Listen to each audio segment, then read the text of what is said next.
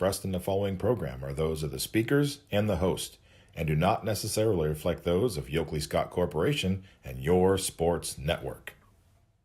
Yeah, I've been closer to Jesus before, so can you help me out? Oh, can you help me out? Am I on my own? Am I on my own? But can you help me out? Am I on my own? Am I on my own? But can you help me out? Can you help me out? I've been scared to look in my soul.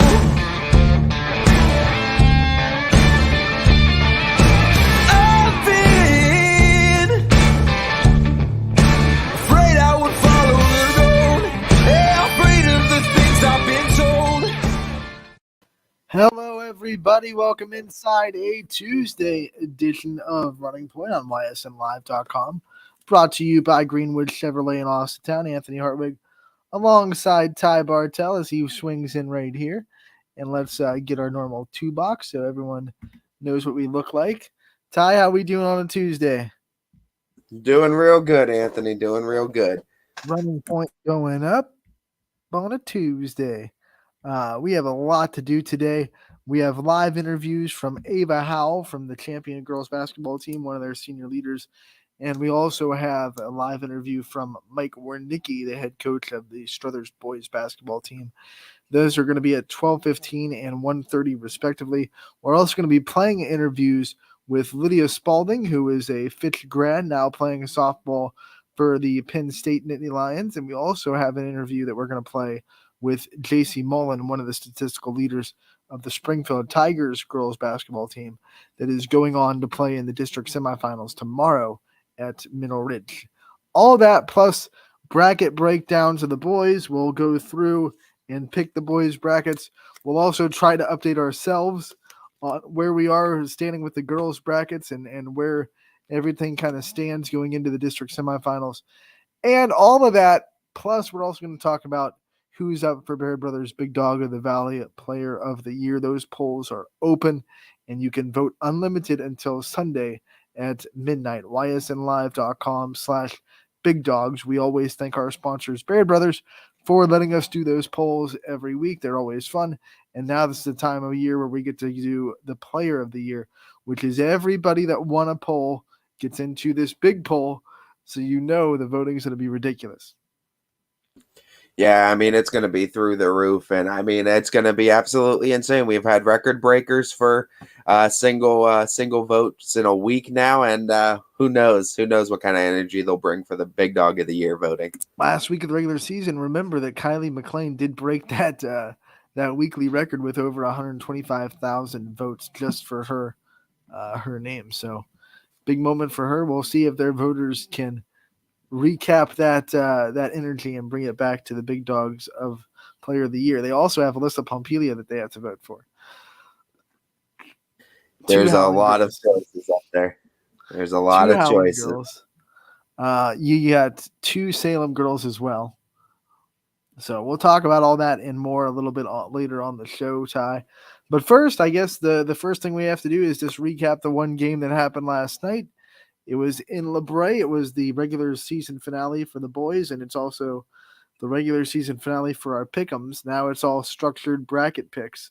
So, Ty, without further ado, I can just give you your glory and say that you have won the regular season pick'em challenge for basketball. It wasn't in jeopardy whether you won or lost this one because you were up by 14, but 56-38, Howling gets to win over LeBray. Big win for the Tigers on the road. LeBray having to play their third game in 4 days. Kind of caught up with them. They got a little bit gassed and couldn't quite muster up enough energy to get through that Tigers defense. Yeah, and I will take my regular season crown and fit it right on my head as it fits perfectly with the basketball king mantra that I will take here on Running Point between us. But no, Allen looking really good last night to just tuning up. A tune-up game nicely in time for tournaments, right before tournaments. You can read the story with stats and also see the post-game interview with Coach Boobin that our own Noah Ricks was able to get at ysnlive.com. And you can find all the stats from the game and the story there as well. So Ty, Noah congratulations on winning. Congratulations on winning the Picks Challenge. Good job, bud. Thank you, Anthony, and I will take that win and keep riding with it into the next season. Yeah. So let's look at tonight and see what tournament games we have on slate. Reminder that there is one girls game tonight, and then the rest is boys basketball. Tournament games are $9.99. That gets you access to the whole day of games, plus access to every game. So $9.99 gives you access to every game. 1, 2, 3, 4, 5, 6, 7, 8, 9, 10, 11, 12, 13, 14, 15, 17, 18, 19 games on the network tonight. So with $9.99, just one payment of $9.99, 19 games. I mean, Ty, maybe we should bring on those Poland divers from yesterday and try to get them to do the math. But that's got to be less than 50 cents per game? Yeah, I think it's right around 50 cents per game that you're paying for all of them, which is a great deal in the long run. And it's a bunch of great boys games around the area, all tournament games too. So, all have big implications now.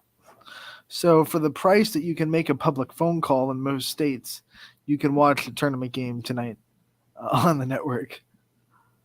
Yeah, and you're paying pretty much 53 cents per game. That's what that equates out to. So, you get a little bit of bang for your buck tonight with all the boys games going on.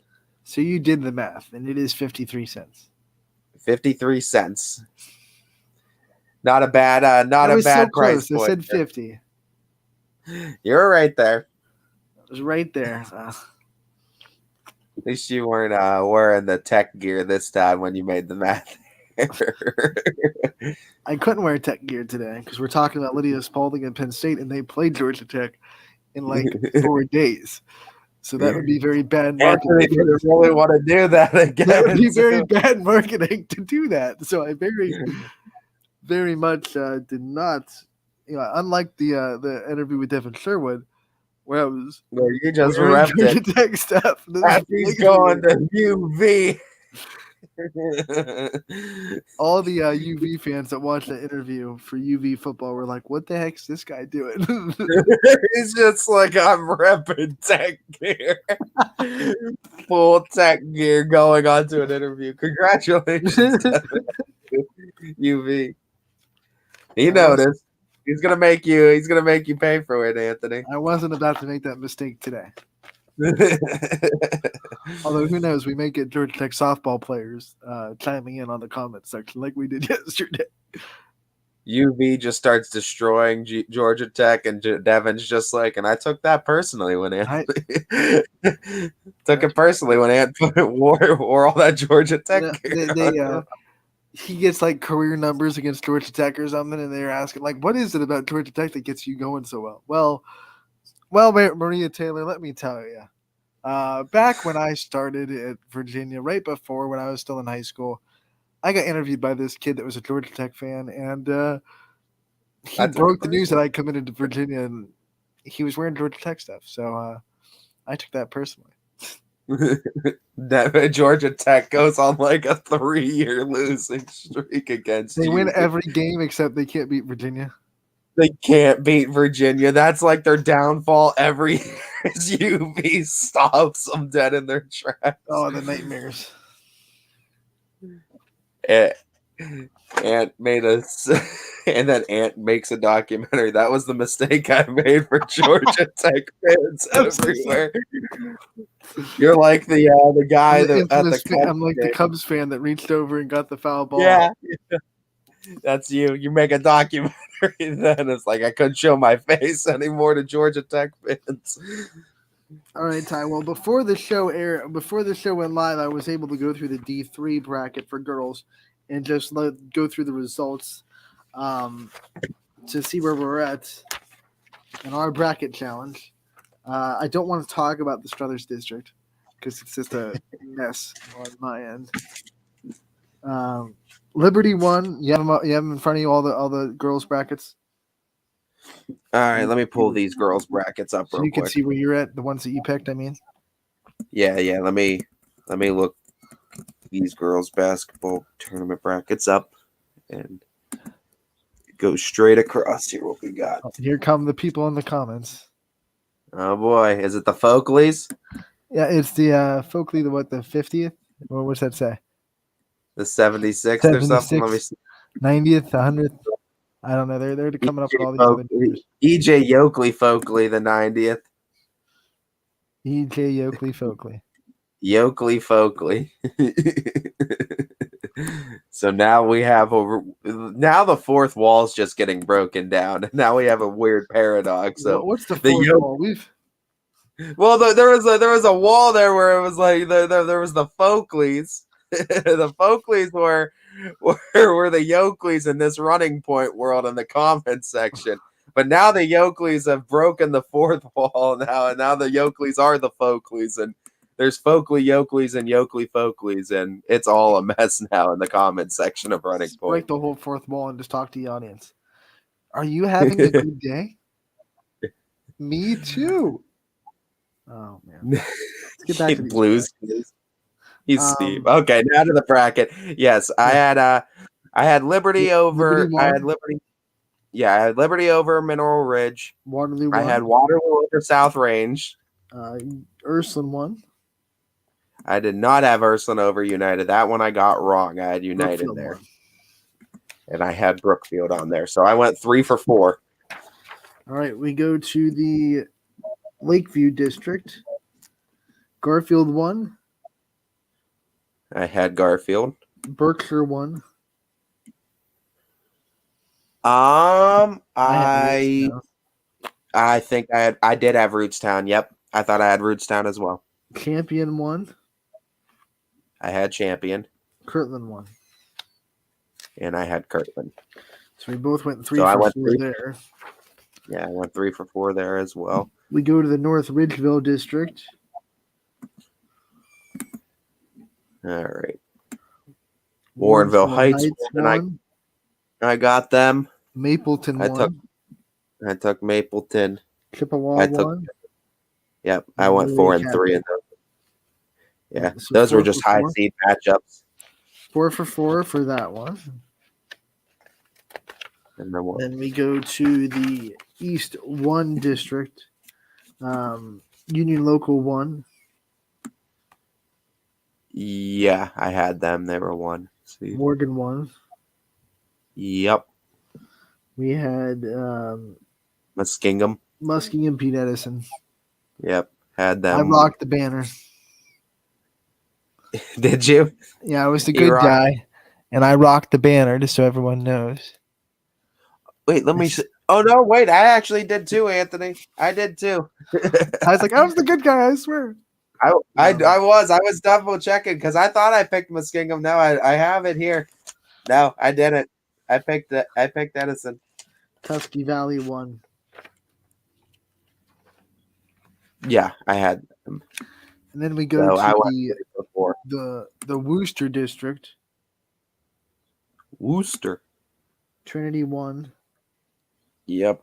Norwayne beat Independence. I missed that. I had Norwayne over. I hate you. Smithville lost to. I got that one wrong. And then at the bottom, Waynedale. Apple Creek Waynedale won. I had Waynedale winning. I had Smithville wrong in that one. That was the one I had wrong. So every game every district semifinal team you have is worth 2 points. So let's count up the D3. 2, 4. I got 4 on this one. That sucks.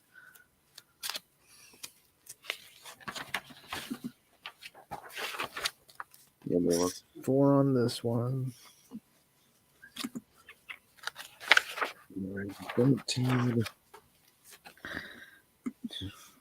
6 on this one. And the last one, I went 4 for 4, so that is 8 on this one. And the last bracket, let's see what I went, to 3, so 6. So 4, 4, 6, and 8. That's 22 for Division 3. I'm sure you beat me. I did. I had 3 in Worcester, Struthers, Lakeview, 4 in Ridgeville, and 3 in East. So 3, 6, 9, 13, 16 plus 2, 32.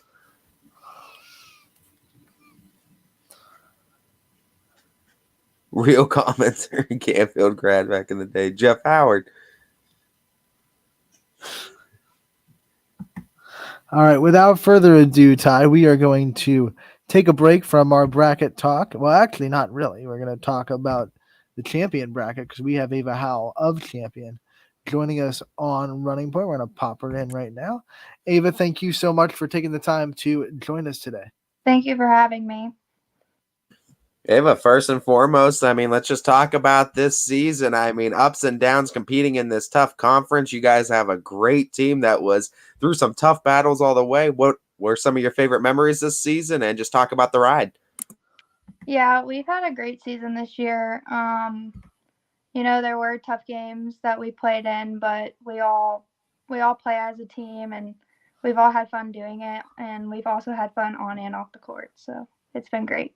The one thing that everyone kind of understands about the champion girls sports programs is they just know how to win. What's it like to kind of be a part of this culture and to keep going into this culture of winning that champion girls sports kind of has right now?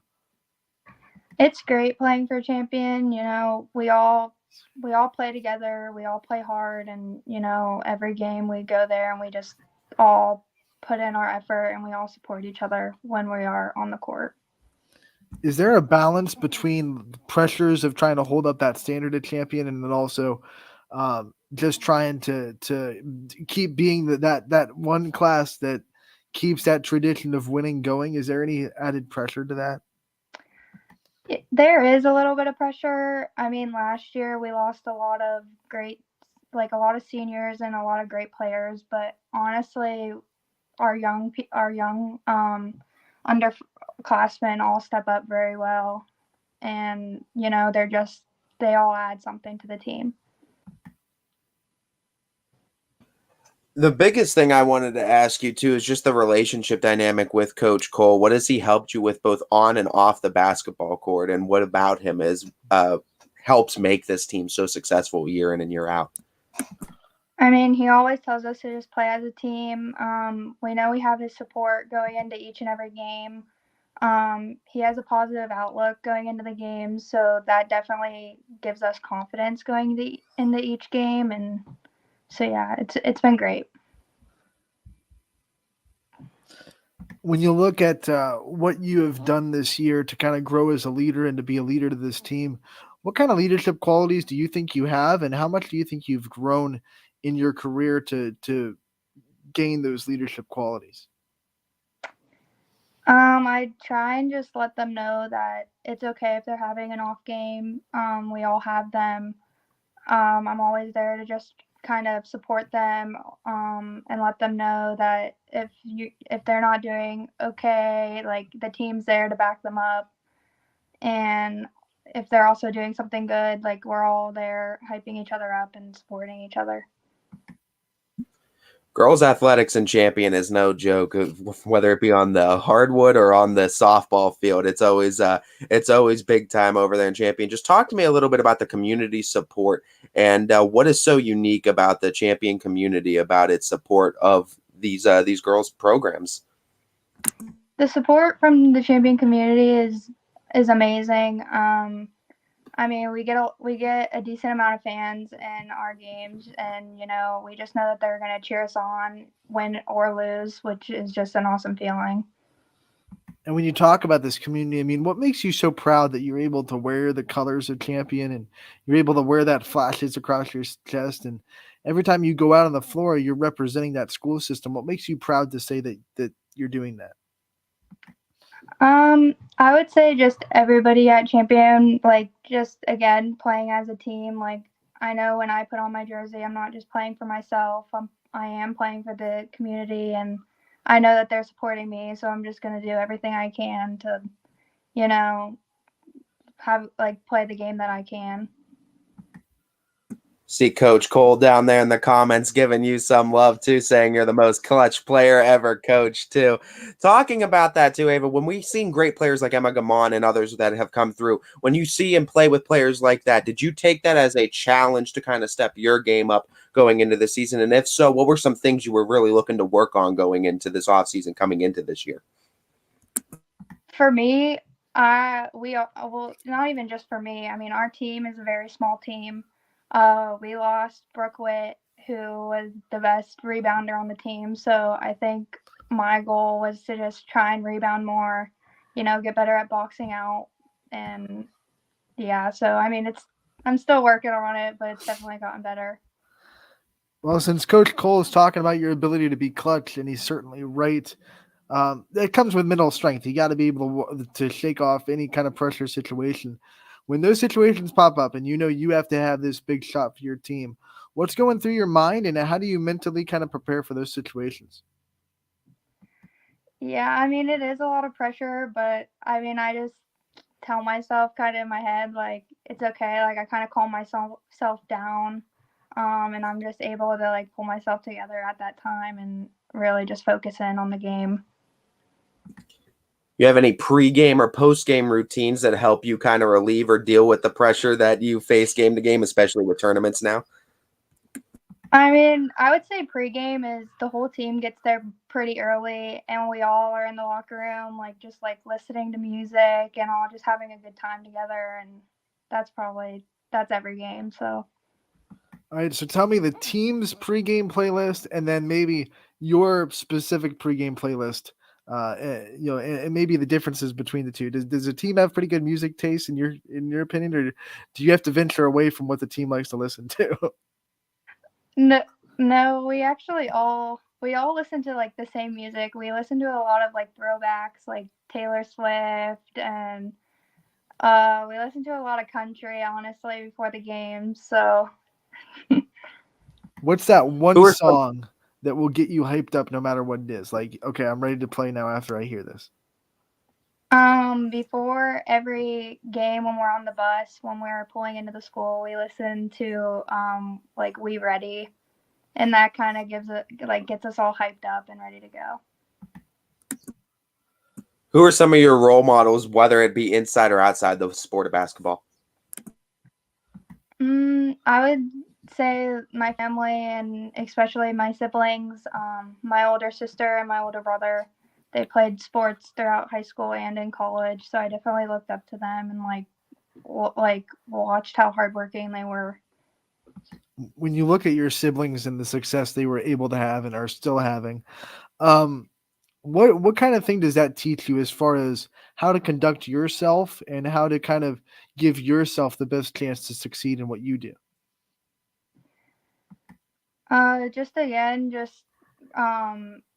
Seeing their hard work and how it's paid off for them. It's definitely something that I look up to.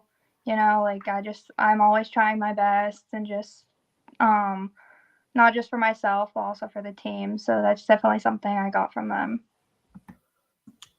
If you're going through a low point or a rough spot in a game or maybe a stretch of games, what are some things you use to keep yourself inspired and keep yourself mentally okay from game to game and focused? Honestly, just the support of my team has honestly helped me. Like if I'm not having the best game of my life, I know that like my team's there and they're capable of just doing exactly what we need to do to pull out the win. Let's talk about your schoolwork for a little bit and what some of your favorite classes are, and maybe if there's a teacher at Champion that has really impacted your journey and inspired you or given you good advice throughout your career at Champion. Honestly, there's not a specific teacher. All of our teachers are great at Champion. They're all very supportive, and they've all had an impact on me in many different ways. What's one of your first memories on the hardwood, picking up a basketball and playing the sport? When do you first remember starting in basketball? I remember when I was in like 3rd grade, my older sister played basketball, and we didn't have a 3rd grade team, but I would go and I would play up with my sister a little bit at some of their practices. And I mean, at a young age, I definitely learned a lot of like the fundamentals, and that's definitely, I mean, carried with me today. All right, before we let you go, I want to give you the chance to shout out your support system, the people that always have your back, and the people that you wouldn't be where you are without. I'd like to thank my family. I mean, without their support and just them in general, I wouldn't be where I am today. So I definitely appreciate them the most. Ava, thank you so much for taking the time to join us today. We appreciate the time and the ability to come on. We look forward to talking to you again real soon. Best of luck in the tournament as well. Thank you. Thank you again for having me. Thank you.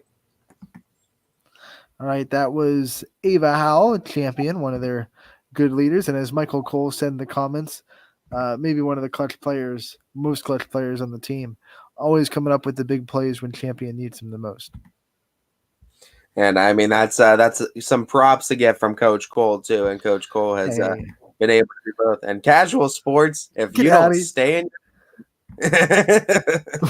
Alex, Berna, and Matt, you better be staying in your lane. How did that happen? What did you do, Anthony? Was that you or is this Alec and them? I literally just went to click back to our box with our names, and now it won't go off the Casual Sports Podcast logo. Well, there we are. This is hilarious. Welcome to Glitch Gremlins. You know what? Let's see if we'll take a break and see when we come back if it'll go back to our normal logos. This is not Casual Sports. This is Running Point. Brought to you by Greenwood Chevrolet in Austintown. Alec? New things happen all day. Some are good, some not so good. In today's complicated world, while you're busy working, playing, and living life, we're busy helping you make sense of the day's news. And there's only one place where it comes together with clarity, context, and accountability. It's 21 News at 6 with me, Madison Tromler, and Derek Steyer. 21 News at 6. It's what the day's news really means to you. Welcome home to a home made homier with Baird Brothers Fine Hardwoods. Inspiration starts at BairdBrothers.com and is turned into reality when high-quality hardwoods are delivered right to your home. Baird Brothers has the latest design trends, shiplap and skinny lap interior siding, antique oak rustic flooring, and, well, you'll find them all at BairdBrothers.com. Ordered easily, delivered conveniently, enjoyed comfortably. BairdBrothers.com. At Greenwood Chevrolet, shop with confidence knowing we're ready to go the extra mile for you. With the largest selection of used vehicles in the Valley, backed by the Greenwood Advantage Warranty.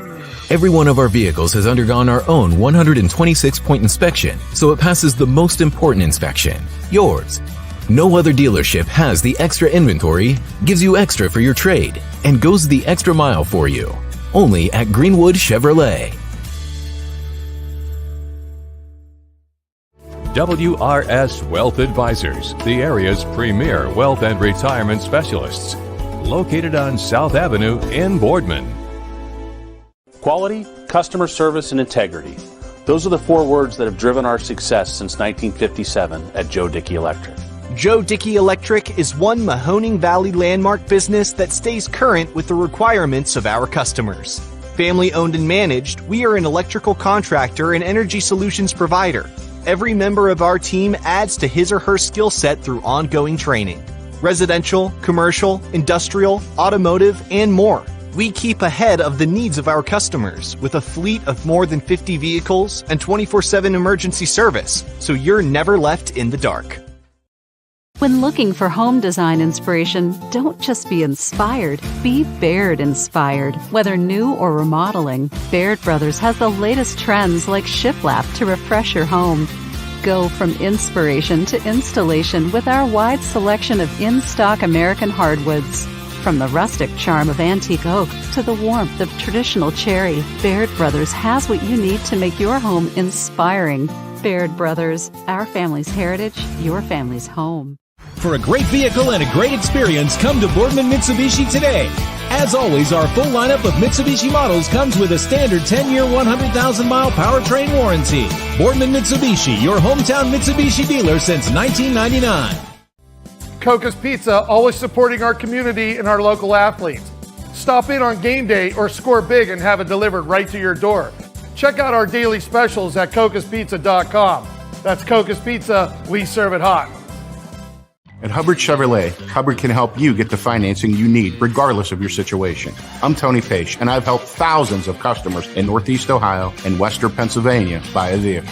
Visit HubbardChevy.com to get pre-approved. Remember, folks, Hubbard can help.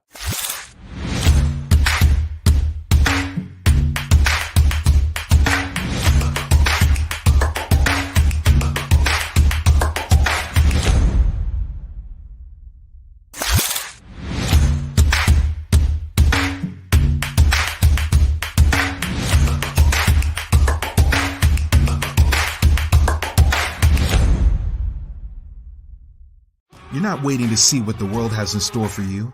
It's more about what you have in store for the world. All you need is the opportunity. All you need are the resources of a large university and the advantages of a personalized academic setting where you can experience new worlds in the arts and sciences, business, and education and make them your own. We are where you shape your future. We are Youngstown State University and proud.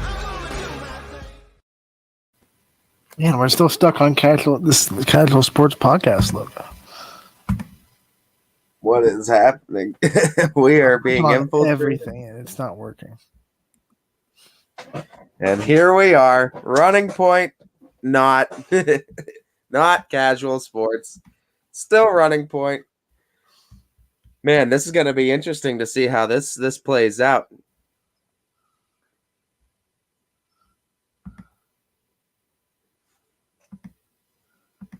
I don't understand.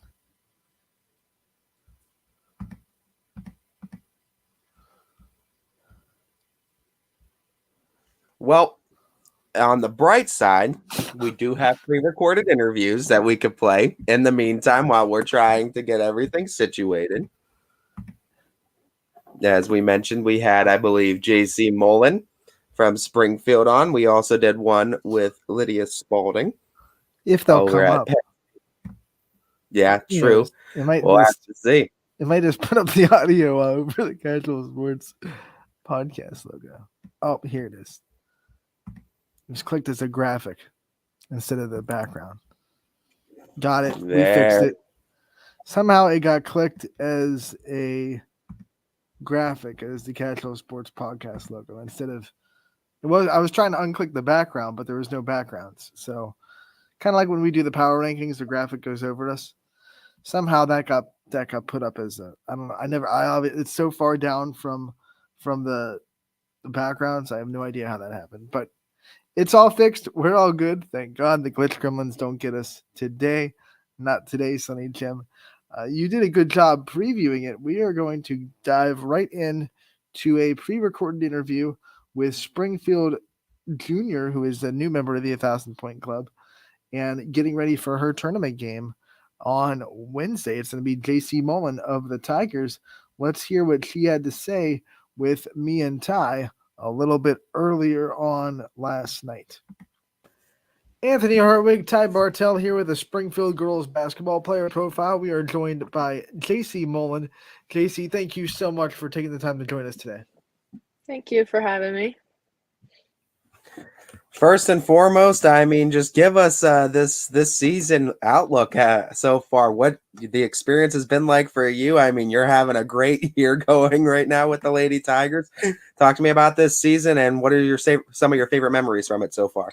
The season's going pretty well so far. A lot better than I expected for having a lot of new people coming in, so that's good. And we've been winning a lot, which is great. And my favorite memories are probably just being able to come together with everyone every day. Honestly, one of the top ones though had to be the 1,000 points that you were able to get earlier this season. I mean, talk about that moment and what it meant to you, and to do that as a junior. What does it mean to you to complete that goal? It means a lot because it's something I've been looking forward to and working for a while now. So just having to have something to show for like the hard work it feels nice. What kind of support do you get down there in Springfield? I know they know how to bring a crowd for all sports too. It seems like boys and girls. Just talk to me about the crowd, how that energy helps you guys win and helps you personally feed off of it. The community for all the sports is great. Everyone comes out and tries to support all the sports teams. So it's really nice, and it gives us like a fire to try to win for them. You know, you're one of the players that is asked to be a leader. You're not a senior yet, but you're still asked to be not just a statistical leader, but an emotional and an energy leader on this team. What's that been like for you to try to grow as a leader and try to help kind of lift up the younger players and to mesh them with the older players as well? I think it's just like taught everyone a lot. It's taught me a lot about leadership and just having you try to get everyone to come together as one instead of just being like an individual. Who are some people or maybe some life lessons that you take to try to help you with that task of being a leader? Or what are some people you may have looked at prior to you that you look up to as leaders themselves? Well, all the seniors that we've had in the past have been pretty good leaders. All the coaches that we've had with the Schollers and the Mateezys and everyone else, everyone's been a really good leader so far, and it's inspiring. Now let's talk about Coach Mateezy. He comes in this year as his first year as the head coach for you guys. What's he kind of been like? What's it been like being under him? And what has he taught you, not just as a basketball player, but as a human being? Him coming in this year, he kind of sped everything up from how we usually do it. So like that transition from like going slower to just being able to like come out of the gates like 24/7. It's a big change, and it's nice. As you guys are on your way to another district game too, just talk about a little bit about the excitement about competing in a district already and in a junior season and the kind of run you guys are thinking you're going to be able to make this season. It's exciting to be able to go so far, just having all of the season behind us. It feels nice for the hard work to pay off, and I know everyone's excited for it because we haven't done it in a long time, so it's something new for us. When you look back at the start of the season and some of the goals that you guys set as a team, and maybe even some of the goals that you set personally, how good have you guys been at completing the goals that you've set for yourselves back in the beginning of the year? We've been pretty good on most of them, and personally. The one that sucked was not being able to win the league, but if we go far in the tournaments, I think we can oversee that. Talking about just the team and the chemistry wise that you guys have, talk to me about what Coach Mateezy has kind of done to try to help build that chemistry and help mesh this team together. Just playing together every day and like rotating through new people, so it's not like constantly split between JV and varsity. It's everyone plays as one team, and then on game nights we split up, but everyone's together on the same page most of the time.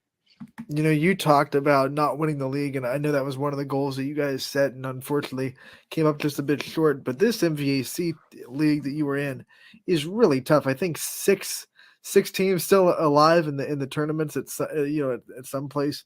How much do you think going through this league has prepared you guys for the tournament and prepared you for what you're going to see in the tournament time?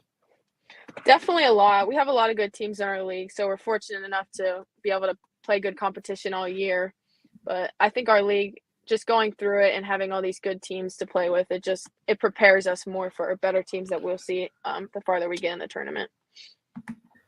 I think it's no doubt that people are circling your name when you guys are going to play them. They definitely are looking JC Mullen and saying, how do we stop her? So with that too, and with that kind of pressure, how do you kind of take that and prepare for each game, knowing that you're probably going to see one of the team's best defenders and you're going to have to battle through some tough pressure? The pressure, it's a lot, but sometimes I know that everyone on our team, everyone's a good scorer. We have multiple threats, so I know if I can't score as much one night, I know my teammates have always got my back. Yeah, and that's what's awesome about this team. You have so many players that contribute, even if it's not on the score table. I mean, you have great rebounders, good passers, just good energy athletes. Talk about what it's like to be part of a team where you don't have that pressure to have to go out and always have your absolute best game for the team to win. You can have a game that it's not exactly going right for yourself, and you can still have teammates that go out there and do their job. I feel like it relieves pressure from everyone because everyone's had a bad game so far, and we've been able to just pick each other up as a team, come together, and still get the win. So it's nice knowing that even if you have a bad night, that your teammates they're always not going to let everything go bad. Outside of scoring, what's another area of the game this past offseason that you really wanted to work on and that you're kind of are you seeing the results you wanted to see going into the season? Definitely rebounding was something I wanted to get higher, and it's still a work in progress, but it's getting better from last season. Multiple sport athlete. I know you're always busy. How do you kind of juggle the time where you're trying to have a social life? You have to keep up with your school studies, and you play all these sports that you do. What's it like trying to juggle that? Most of the time it's not too bad, but it's always school first and then sports, and then my social life comes after that. So it's kind of just a set schedule. Out of the school too, who have been some of your favorite teachers and most ones that have most inspired you as far as Springfield local school district is concerned? We have a lot of great teachers here. I don't really know ones off the top of my head, but everyone that you go through has always been very supportive. I don't think any teachers have never supported what you've wanted to do here. So it's very nice to have support from the teachers, the community, everyone else. When you talk about that community and you talk about the teachers that get support, what makes you kind of so proud that you get to represent Springfield every night that you go out on the floor and you get to wear the Tigers on your chest and wear those colors? It's nice. Just I like to think about it like they support me, and I'm able to show that through playing and stuff. So it's kind of like a 50-50 deal. What do you believe the standard is to be a Springfield Lady Tiger? If you want to come on that team, or if you are a part of that team, what is kind of that standard to be a Lady Tiger? Just you got to work hard every day. If you don't want it, it's not really something that everyone else is going to deal with. You got to come out and you got to want it every day, and you got to prove that you want to be there. Who have been some of your role models in life as you go through this journey and all these sports you play? Who have been some of the people that you looked up to, especially when you were younger and growing in your athleticism? Definitely my parents and my family, everyone out there, my sisters a lot. Who was it that first got you into the sport of basketball, or was that something that you wanted to do on your own, or where did that love first start happening? My older sister played basketball when she was in elementary school. She's 4 years older than me. And I remember I would go to their practices sometimes, and I'd be able to practice with them, and I was never good compared to them, but I feel like that's where it first opened up, was being able to play with those older kids and everything, and just getting out there. Obviously, to play all the sports that you do, you have to have a strong competitive drive. I mean, where do you think that comes from? And how competitive are you really? I mean, is it tough to even play a board game in the Mullen household without things going wrong? It is. My competitiveness definitely comes from my family and my siblings. So we're all pretty competitive back at my house. So sometimes it gets a little bit rough. We all know this sport is as much mental as it is physical. So what are some things you use to kind of clear your mind, especially going into these tournament high pressure games now? It's win or go home from every game now. So what are you kind of doing to clear your head before big games? I know my teammates, we've got each other. So I have no pressure on me. I know if I don't do something right, my teammates have always got my back. So the pressure kind of relieves with having all the good kids to be able to come and surround you every night. I know you do so much. You work so hard with basketball and all other sports you play, but when things get a little bit too much and you have to kind of take some time to yourself, what kind of things do you do to relax or to let your mind take a break from everything?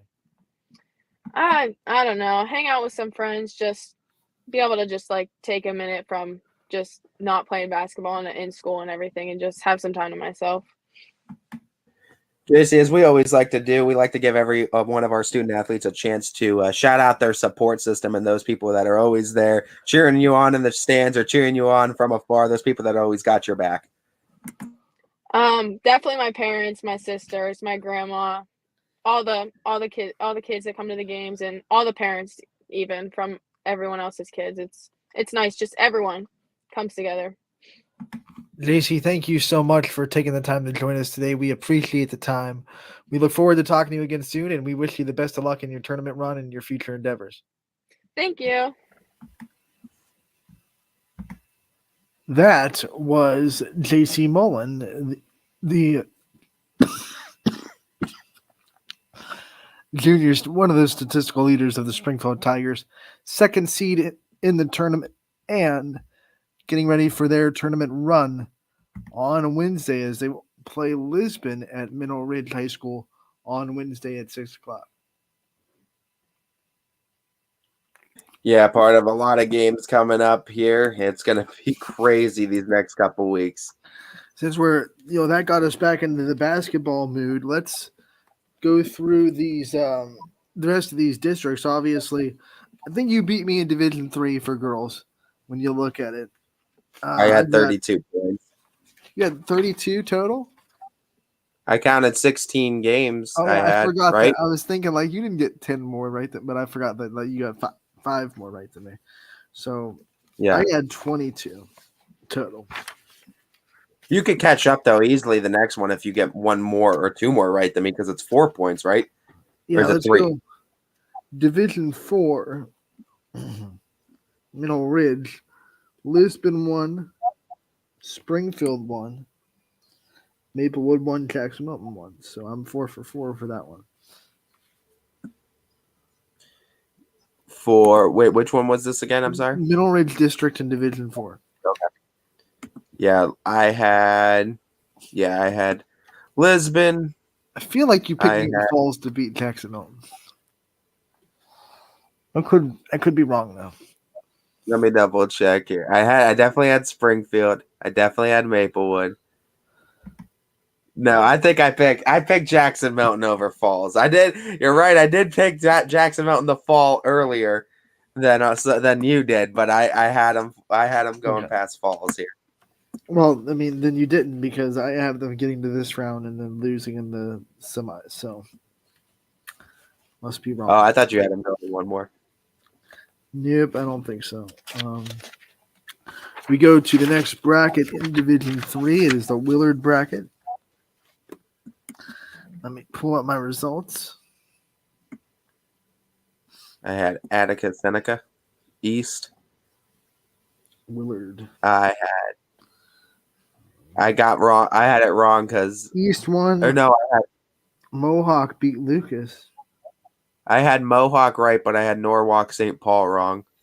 Wait a minute. East.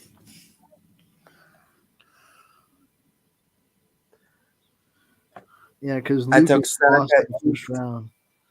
I took Mohawk, but I took Norwalk St. Paul and then Buckeye Central. But Mansfield Christian beat St. Paul pretty handedly too. So I had one wrong. I had one wrong in that one. And dang, Lucas lost in the first round. I had them in the district semis. Sucks for me. Good old Willard. And then take a trip over to Grand Valley.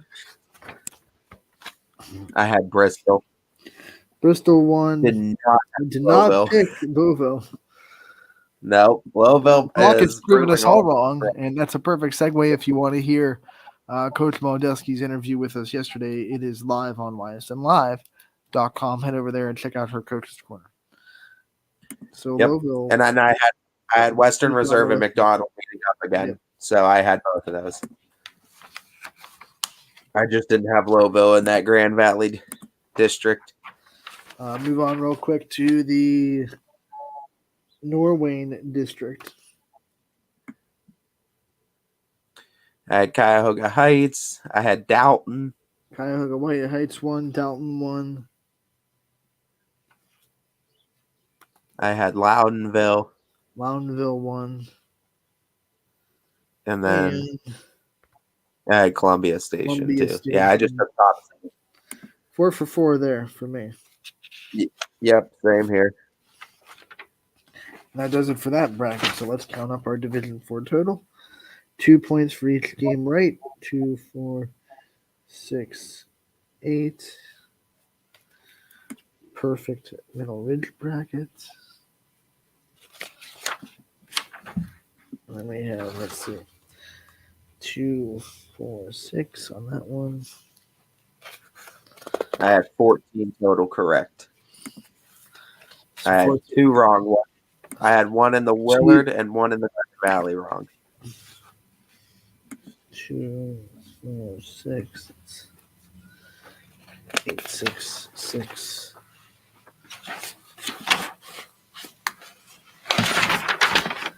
And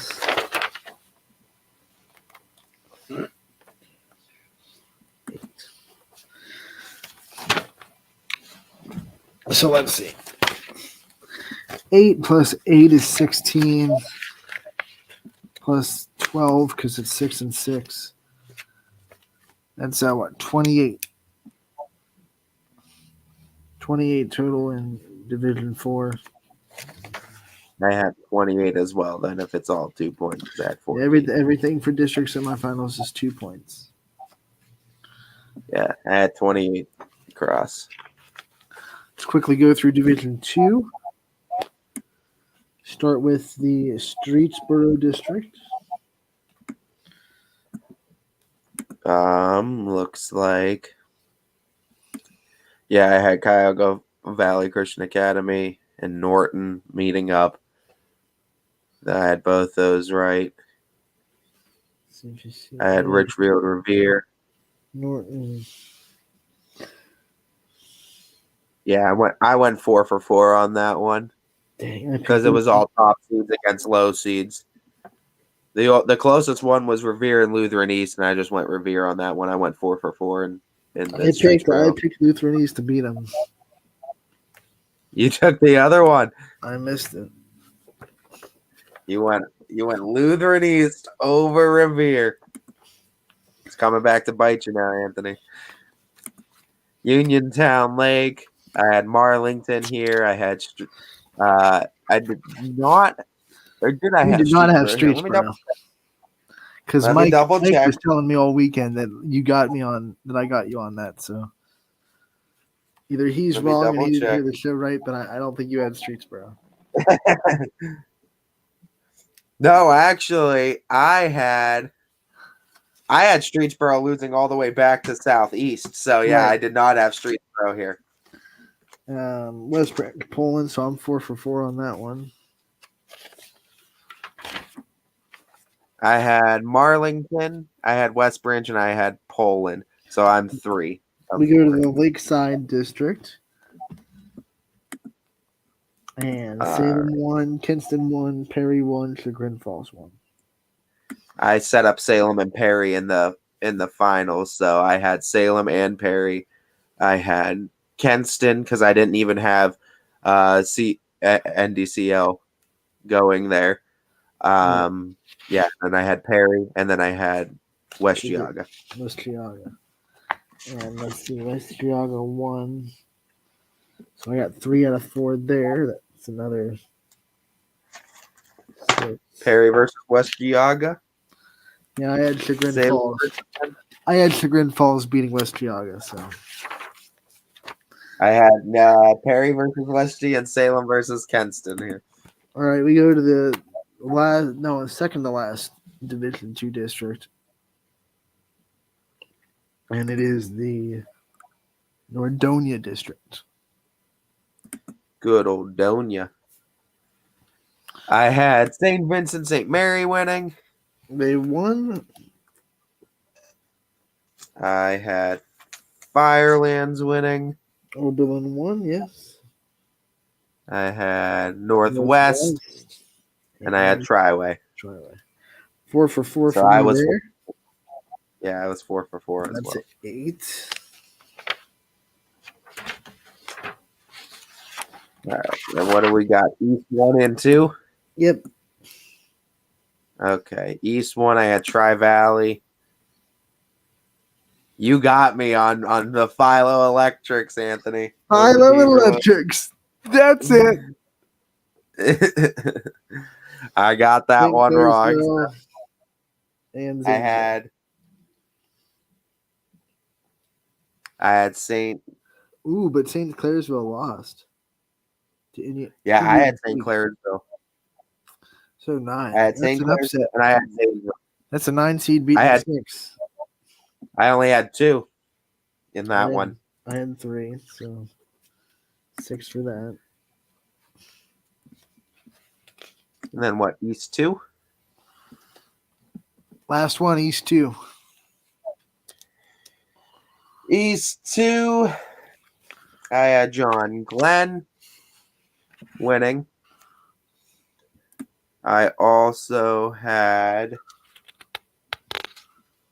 Dover winning, and I got that. I had John Glenn, Dover, West Holmes, and Claymont. And those ones win. I picked Claymont. I had West Holmes and Claymont faced Carrollton. No, I picked Carrollton over Claymont, so I only had 3 in that one as well. So I got 3-2. That's 5. Claymont 1, West Holmes 1, Dover 1, and John Glenn 1. So yeah, I got 4 out of 4. 8 there. Total up Division 2, you have 8. Plus 6 is 14. Plus 8 is 22. Plus 6, 28. Plus 8, 36. 36 in Division 2. You had 36, and I had 30. 30.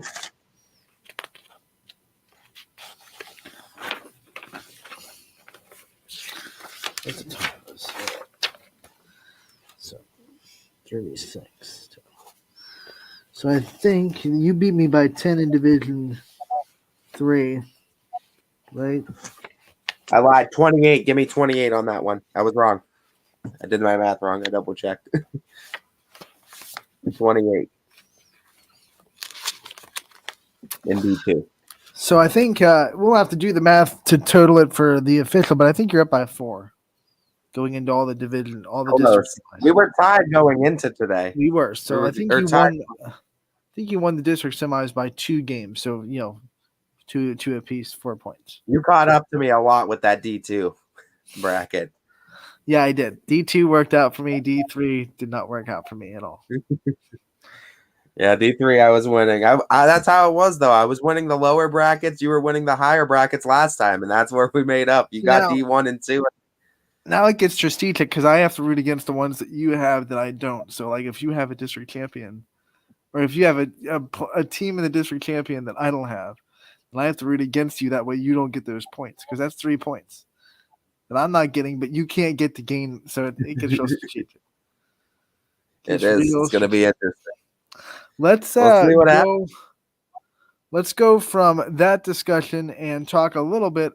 Get ready for softball because we have an interview with former Fitch player and now current Penn State Nittany Lion. Graduated from Fitch last year and now is rocking at Penn State. Got her first collegiate strikeout over the weekend. It is Lydia Spalding. She joined us earlier in a pre-recorded interview, and let's hear what she had to talk about with her journey through Fitch and where it's gotten her to Penn State. So without further ado, here's our interview with Lydia Spalding. Anthony Hartwig, Ty Bartell, and we are joined by a very special guest today, Lydia Spalding, former Fitch Falcon, now Penn State Nittany Lion. Lydia, thank you so much for taking the time in your busy schedule in season to talk to us. Hi, Anthony. Thank you for having me. Lydia, first and foremost, let's just talk about this Penn State experience. What has it been like for you? You're starting to get into, obviously, the softball now, actually getting into playing. So just talk to me now about what that's been like for you and what this whole Penn State experience has been like for you. Overall, it's been really exciting for me. It was definitely a huge change from high school, especially like academic wise, but softball, it's been like super exciting. And we have started traveling, and that was a whole new experience in itself, and really exciting to just travel with your team. And it's been really good. It's really exciting, and it's started to play. We've loved that. When we talk about you and your high school career and the journey that you went through at Fitch, obviously, a lot of big name teams that you guys got to play at Fitch. How much do you think that now you can say that the teams you played and the players that you played prepared you for what you were going to see at the next level? Yeah, absolutely. We definitely faced some big competition in high school, and it's prepared me for college, and especially the great batters that we face, both mentally and mainly the mental game. It's helped me. I mean, you got to look at the last two opening days that you had and what excitement that there must have been surrounding it. Talk to me a little bit about that. Which one stands out to you more, and which one would you place on more exciting, the college debut or pitching a perfect game in the opener last year? I think pitching the perfect game last year was definitely a little bit bigger for me, because going into like my college debut, it didn't feel as big because I did throw in some fall games, but I also really tried to shrink the moment, and I think my perfect game last year was definitely a little more exciting for me. All right, so it wasn't a perfect game, but you did get your first collegiate strikeout this weekend. Talk about what that kind of felt like, and the elation to kind of, was it kind of like a pinch yourself, this is real now moment where you, okay, this is my first collegiate strikeout of the season, and now I can kind of relax and there's a lot more to come? Yeah, I felt like it was definitely a huge confidence booster. And when I got the strikeout, like my whole team went crazy, and that was really, really exciting for me. And it just felt amazing. It was really nice. Talk about like pulling back the curtain a little bit and give us all the work that you guys have to do as student athletes in the collegiate level now. That isn't just, playing on the field like everybody sees. Pull back that curtain and go through kind of what you have to do, putting in work-wise, academically and athletically. Yeah, so after we got back from Christmas break, we were in 20-hour weeks. So we would be practicing like pretty much 3 hours a day, and we'd always have our off day. But we would be practicing 20 hours a week. And then on top of that, we have mandatory study hall, and that's 4 hours of mandatory, and then an additional 2 of just on your own that you have to record. So between the 20 hours of just athletic training, meetings, everything that's included in that, we also had our mandatory study hall, which we still do now, even like on the road, because right now we're only home like 3 days a week, but we still have to get our mandatory time in. But it's a lot to balance. But overall, if you have good time management and you just get your sleep, which is huge, and your nutrition, you're pretty good. I've been dealing well with it. Now that you're in college and you're playing and you've kind of soaked in what it takes and the standard that it takes, looking back at your time at Fitch, what do you think are some of the most important lessons that you learned with that program that you carry into your college standard and your college experience? I think the family aspect that we established at Fitch in the Fitch softball team was like a very good stepping stone into what college softball is, because we play for each other. We play as a family. Family is one of our pillars, and we take that very seriously.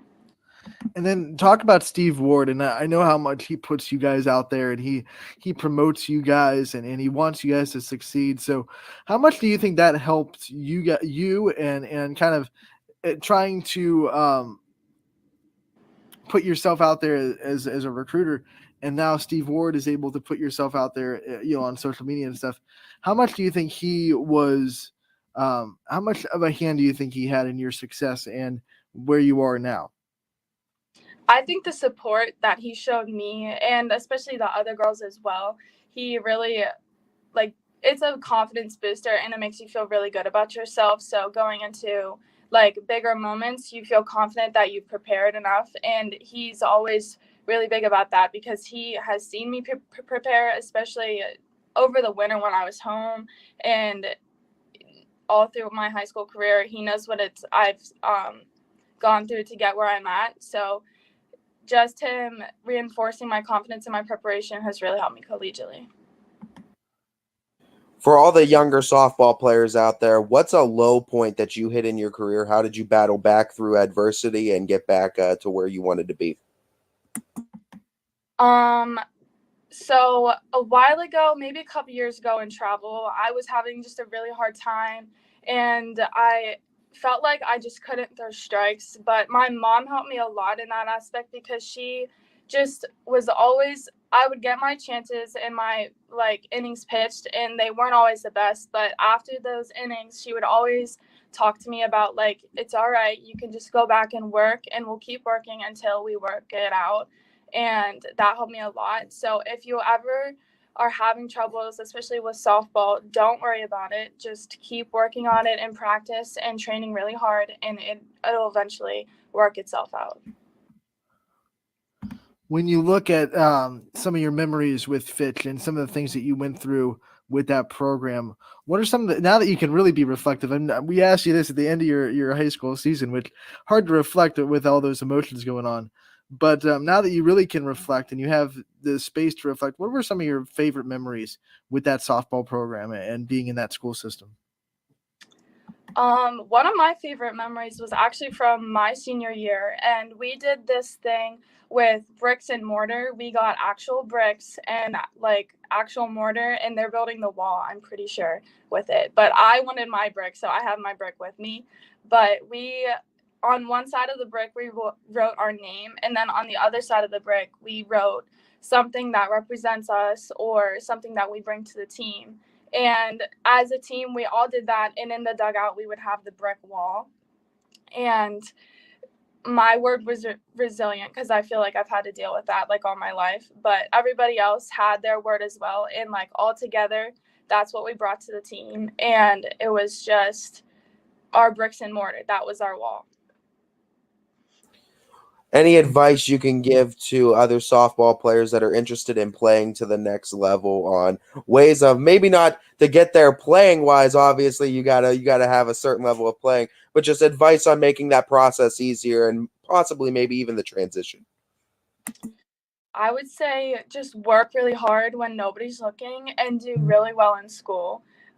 Doing well in school is a huge part that nobody really talks about as much as the athletic side of it, but doing well in school is also very important.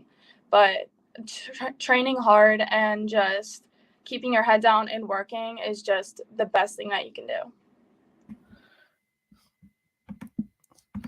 When you look, I know in a couple of weeks here, sorry about my dog, the mailman just got here.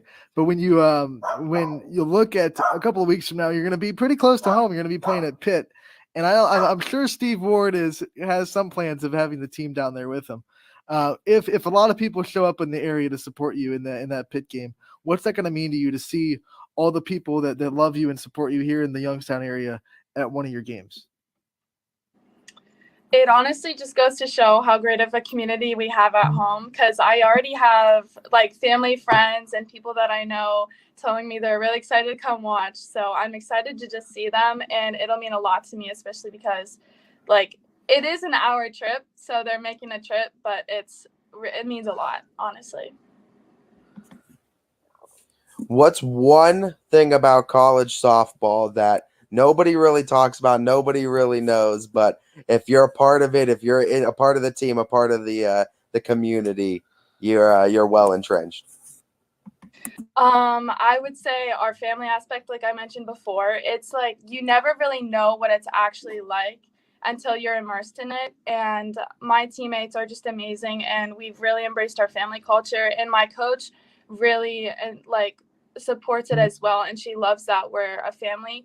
And I don't really think you could get that from anywhere else other than if you're actually experiencing it as a team. I love that you brought up your coach, because I know Coach Caldwell pretty well. She used to coach at Miami, Ohio. Talk about what it's been like to get under her and some of the things that she's taught you and how she's raised your level of play in just a couple of months that you've been with this program. Coach C has been amazing. She's always brought the family aspect, which is like what I love almost the most about her, but she always tries to keep it like really calm in like bullpen and everything, and she's really big about just keeping it simple and staying within yourself. But she just really supports like the energy that I tend to bring to like practice in bullpen, and she's just been really supportive and helping me work through some things that obviously I've had to change throughout like my freshman year. You mentioned too, academics is just as important as athletics when trying to get to the next level. So shout out some of your favorite teachers at Fitch, ones that maybe inspired you or perhaps ones that gave you some good advice that you still use to this day. Mrs. Morton was my high school chem teacher for 2 years. I love her. She did like an amazing job. We always talked about it, and she always helped me. Like I talked to her one day about just my major and what I wanted to do someday, and she's helped point me in the right direction. And I've still like looked into it, and it's what I'm planning on doing. And I would say I never had Coach Ford, but he was always there in the school, so that helped as well. And I just love my freshman math teacher, Mr. Hubasak. He was like my biggest supporter. He would always ask me how like softball games were going in high school and even travel, because he would always ask me like when I was traveling and stuff like that, because I was always gone in the fall and some in the winter. Before we let you go, when you get into this Big Ten schedule that you're going to get into, and a lot of big names in the Big Ten, of course, I mean, what's that going to be like to you to kind of realize that you've kind of made it, not made it, but you know what I mean? Like this dream that you've probably had for a while, the play that every girl has for a while, to play in the Power Five and to play these big names and, you know, go up against Carol Hutchins in Michigan and all these other schools you're going to go up against. What's it kind of be like to have that moment and try to realize that the dreams that you have and the other girls around you have is coming true? So for me, obviously it'll be like really exciting because it has been a dream. It's like we'll be playing against really great programs, but all the older girls help bring you along and make the moments smaller. That's what I've tried to do with like all of the moments that I've like encountered, is make them smaller so that I can perform at my best and my nerves like aren't there. So it'll be eye-opening and just an experience for me, but keeping the moment small will be really big. And you have two really strong veteran pitchers on your staff that help you kind of pull through. What's that been like to come into a program that, you know, you don't have to be like the person. You have two veteran pitchers that really bring you through and teach you with a standard and what the experience should be like. Yeah, watching Kylie and Bailey, they've been phenomenal, especially like as we've started, and I've learned a lot from them, and they've always helped give me advice. Like they'll be out in the bullpen with me when I'm warming up for games, especially the past 2 weekends, and they're just trying to like keep me calm and just like I would say probably give advice about the game because they've been watching or they've been pitching in it, and I might have to go in later in the game. So they've been trying to keep me calm and like let me know stuff about the umpires. But they've really brought me along, and especially like the college transition into like pitching every day, because we do have like pretty much a bullpen every day. They've helped me deal with that as well, and like just body care just to keep myself healthy. Lydia, thank you so much for taking the time to join us. It's great to hear from you. We're so glad that you're doing well and you're succeeding in everything you're doing. Good luck this weekend in Atlanta. Hopefully you're warmer than we're here up there in the ATL, and good luck the rest of the season as well. We can't wait to see what you do. We're going to be watching every time you play, and we hope to talk to you again real soon. All right, awesome. Thank you for having me.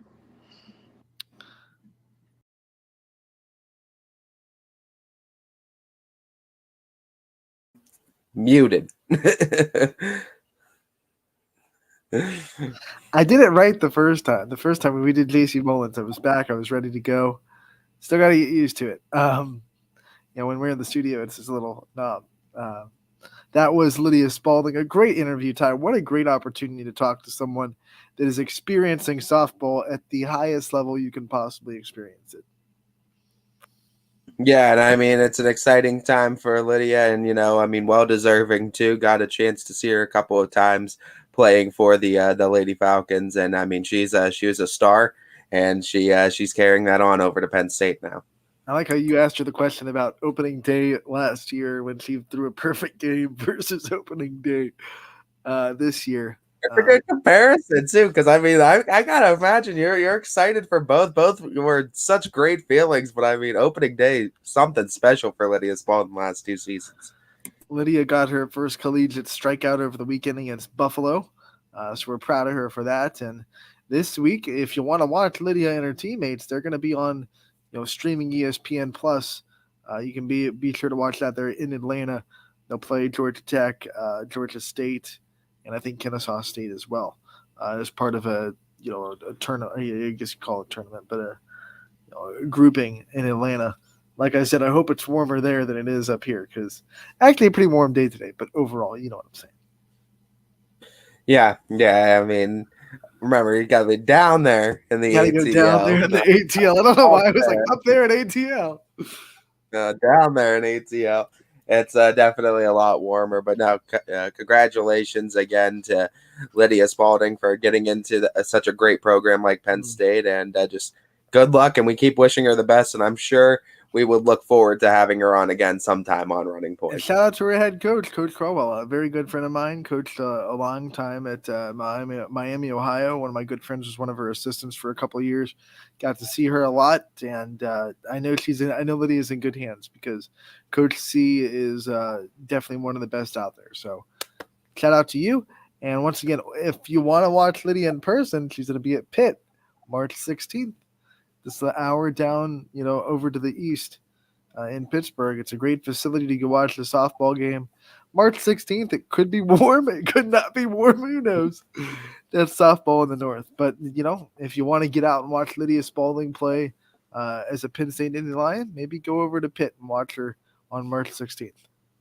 You might have snow, and it might be 70, so just be prepared in Ohio, Pennsylvania, the entirety of the Midwest. Good thing is it'll be before the start of high school softball, so we'll have the day free. Maybe I can just scoot on down to Pitt and see some softball. Anthony invading Pitt. I totally would. If I had the day free, I'll go to Pitt to watch that softball game. He'll be there in Pitt. Anthony's ready. He's got the day. He's got the day planned. Oh yeah. We got the rest of the day plan here today. We're going to take our second break. We're going to take our second break. You need to have the YSF flag draped on you when you go to Pitt. That's what you need to do. You're rolling in there with a flag draped on your shoulders. We're going to take our second break of the day. When we get back, we'll start to fill out these boys brackets. And don't forget Mike Warnicki coming on with us at 1:30 as well. All that to look forward to and more next on Running Point, brought to you by Greenwood Chevrolet in Austintown. Every customer has a story, and at Greenwood Chevrolet, we are committed to making sure it ends with you in the right vehicle. I get to be part of somebody's adventure, whether it's buying a car for the first time, helping them get approved, or finding the perfect car for their budget. I'm proud that people trust me with their finances. They trust me to take care of them, and they trust me with their story. I'm Tracy, and I'm ready to go the extra mile for you, only at Greenwood Chevrolet. Working with your family can be stressful at times, but because they're family, you know that you're going to get a loving, honest answer, even when things don't make sense to any problem. Dealing with Medicare can be confusing and overwhelming. That's why here at Myers Family Insurance, we do our best to give you honest and caring answers to all of your questions. Family, like Medicare, isn't always perfect, but when you put others first, the results can be amazing. For all your Medicare needs, call Myers Family Insurance.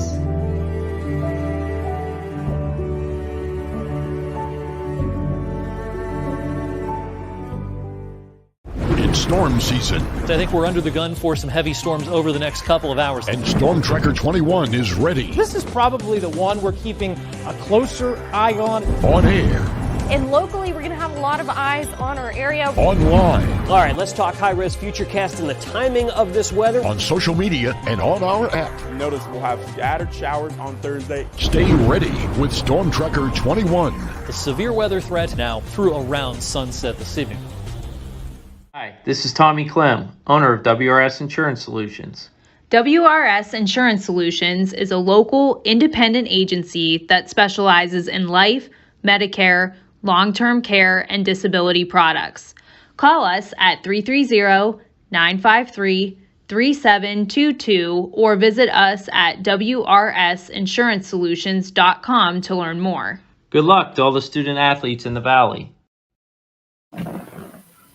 Welcome back to Running Point Live on ysnlive.com, brought to you by Greenwood Chevrolet in Austintown. Anthony Hartwig alongside Ty Bartell. I pointed the right way. I'm pretty proud of myself with these mirrored images on Running Point. Oh, stock my back down because that's how today's going. There it goes. All downhill. We not yet, Ty. I refuse to stop working. Let's go into these boys' brackets and try to fill them out like we did the girls. As soon as my papers cooperate with me. Today, man. It's one of those days. I'm just like, let's get through this so I can get on to the road to Maslin Perry and get me some Sonic Drive-In on the way there. Where are we starting at?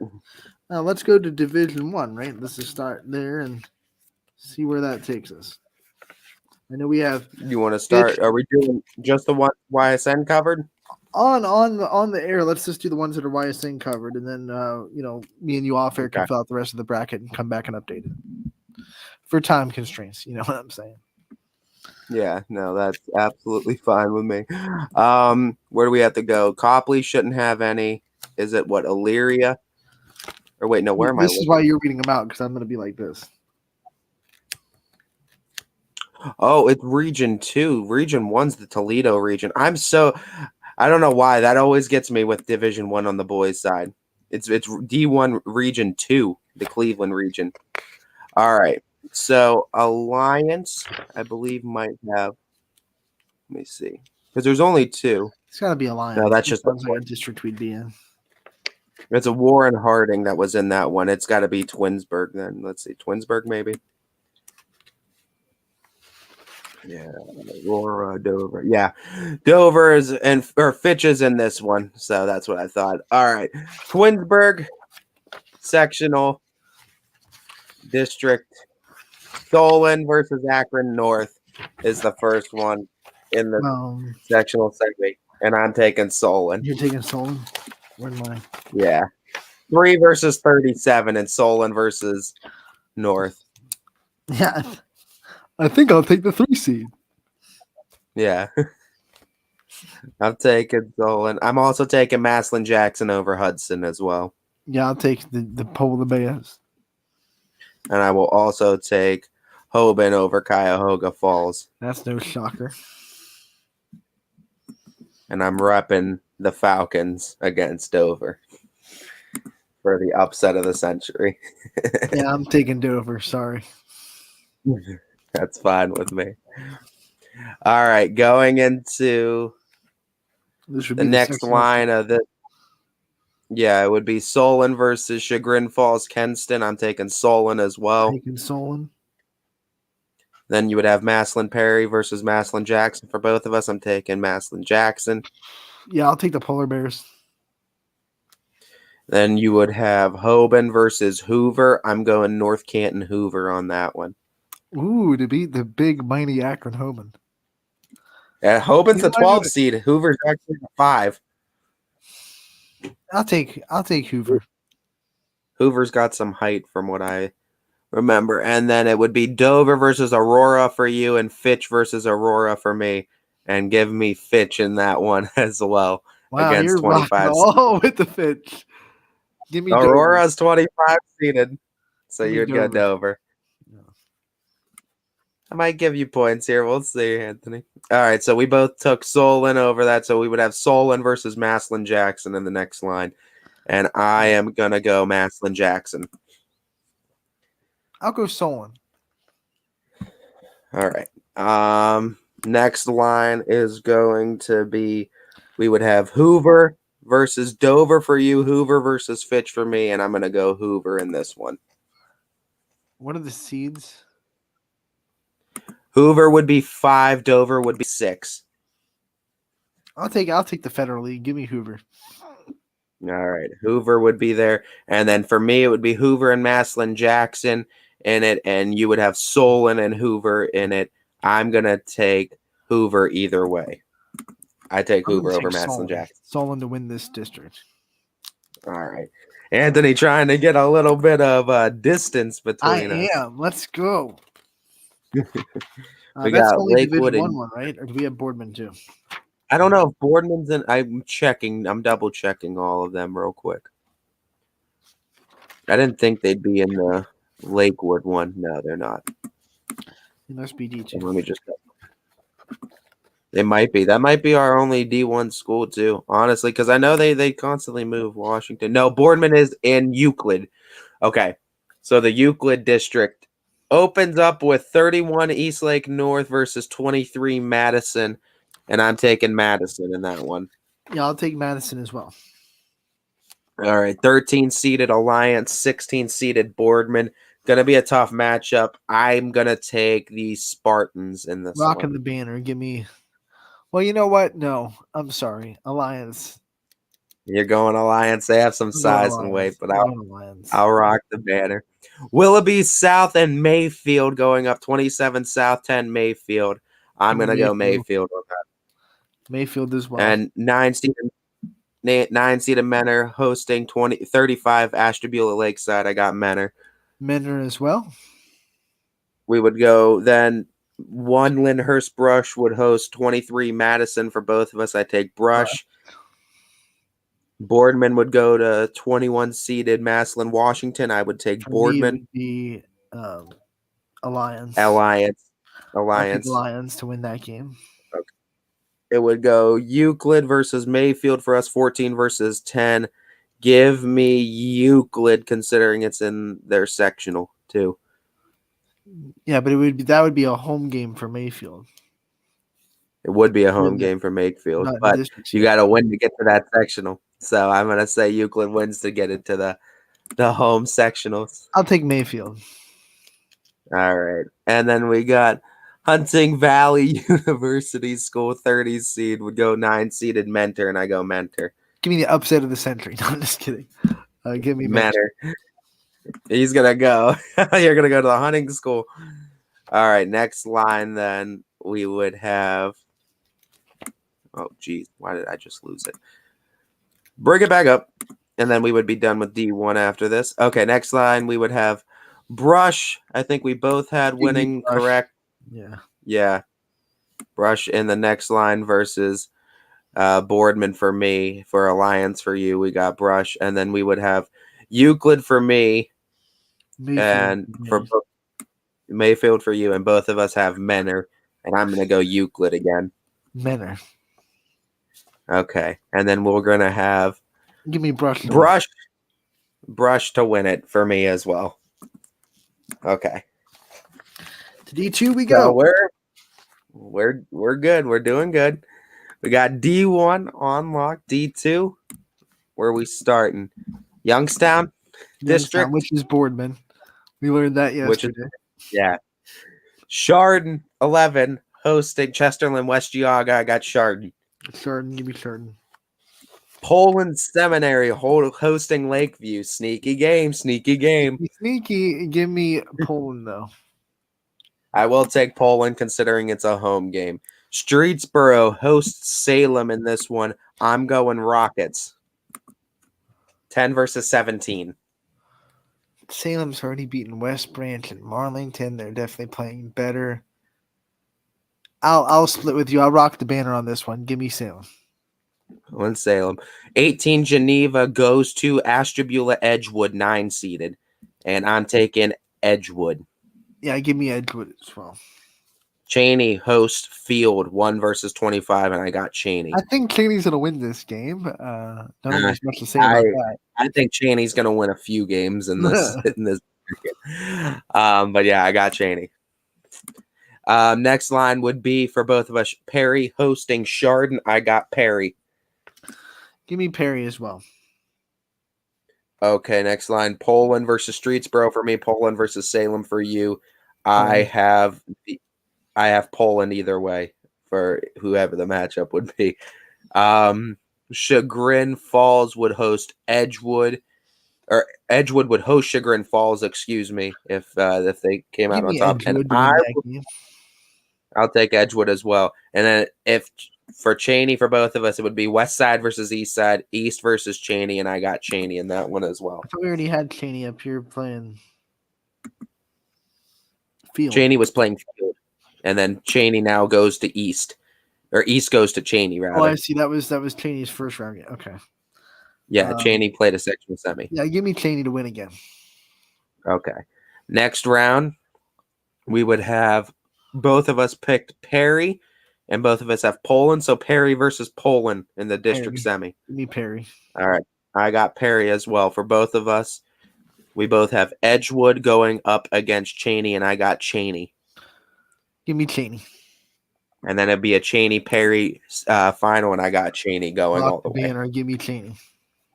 Yeah, Cheney for me as well. As that's the Boardman one. We go to Stowe, or do we go to interview? We all good in the green room. Next up is the. Do we have anyone? I don't think there's anyone in the Stowe one. No, there's not. Then we have. Is it either? I think it's Ashtabula. Yeah, it is. Louisville would host the winner of this one. 20 Ravenna, 15 Canfield. Give me Canfield. I'm going to go Canfield as well. 14 Girard, 16 Canton South. I'm going to go Girard. Give me Girard as well. 23 Niles, 3 West Branch. Give me West Branch. West Branch. 24 Hubbard, 8 Ursuline. Give me Ursuline. Ursuline. 22 NDCL, 6 Struthers. Give me Struthers. Yeah, give me Struthers. Alrighty. Would go then to Louisville, hosting Canfield for both of us. Give me the Leopards. Yeah, give me the Leopards as well. Girard versus West Branch. Give me the Warriors. Give me West Branch. Marlington would host Ursuline. Give me Ursuline.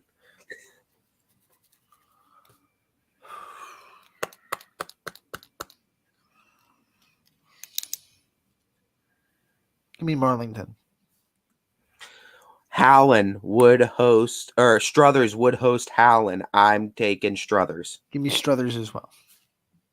We go up to the top. Louisville would be playing West Branch. I'm going Leopards. Yeah, give me Louisville. Next line would be, for me, Ursuline versus Struthers. For you, Marlington versus Struthers. I'm taking the Wildcats. Yeah, give me Struthers as well. And then for us, it's going to be Cat Battle for me, for both of us, I think. Yeah, because Louisville versus Struthers in the final. Who are you taking? You taking the spot, or are you taking the Wildcats? Spot me. Oh, he's going Louisville. I'll give.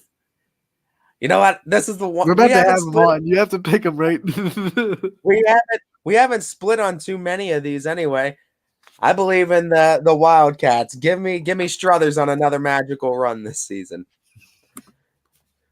Next up, is that all in D2 that we have, or do we have anything?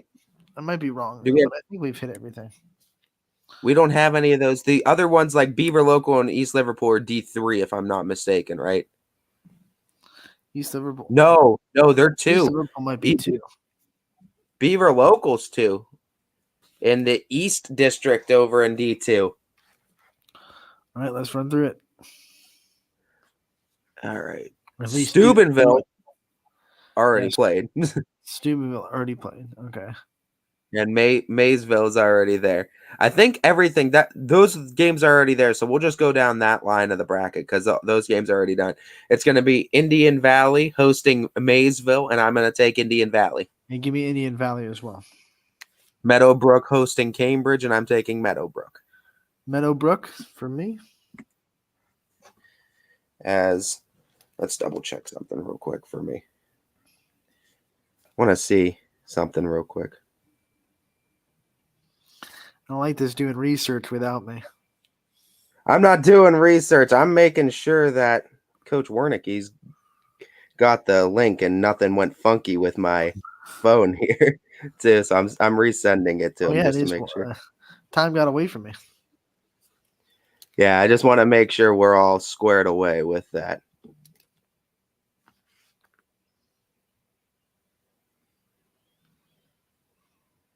Let's just pick the East Liverpool and Beaver local games, and we'll do the rest off air. Okay. I mean, I'm gonna East Liverpool.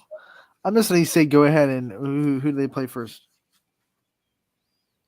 Beaver local plays. They're down in the bracket a bit.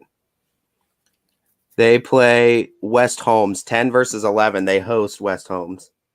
Okay, give me Beaver local. I will take Beaver local today as well. East Liverpool? East Liverpool's 3 hosting 15 Carrollton. I got Liverpool. Yeah, I got Liverpool as well. And then you got St. Clairsville, Warsaw, Riverview. I got Clairsville in that one. But yeah, we'll pick those ones going forward too. I'm just gonna say East Liverpool wins the district. I think so as well. But that's just me.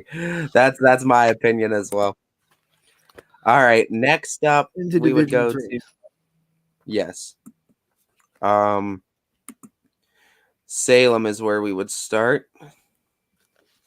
East Palestine would be hosting the winner, or not hosting, well, maybe hosting, but they play the winner of Springfield versus Crestwood, 1 versus 25. I got Springfield. Springfield. Just put them up 2 lines. Let's take a pause because we have Mike Wernicke, the head coach of the Steelers Wildcats. We got everything. And he's going to pop in with us. Coach, how are we doing today? Great. How are you guys doing? We are doing fantastic. We are looking forward to this tournament run. I know you are too. You got NDCL first round. What's it going to take? Well, I'll tell you what. We've got a pretty tough draw all the way through. I think Notre Dame Cathedral Latin is, their record doesn't reflect how good they are. They're definitely playing their best basketball this season right now. They had a tough game with Mentor Lake Catholic the other night, but I went up last week and watched them beat Beechwood, and they lost to Cleveland St. Joe's by 2 and Chagrin Falls by 1. They have all the ingredients to come up here and make it very difficult. They're a very scrappy, gritty, tough team. They've got a very good post player, a strong kid about 6'4", who's going to, he spends all his time around the basket and he's got some decent post moves. So you've got to be able to defend him and you got to be able to keep him off the glass. And then he's got a 6'3" guard named Evan Duggar who can score with the best of them. He's about as good as I've seen as far as being able to play off the dribble and shoot the ball from way downtown as anybody that we've played against this year. So we definitely have our hands full. Nobody that's, played them has been able to really pull away from them.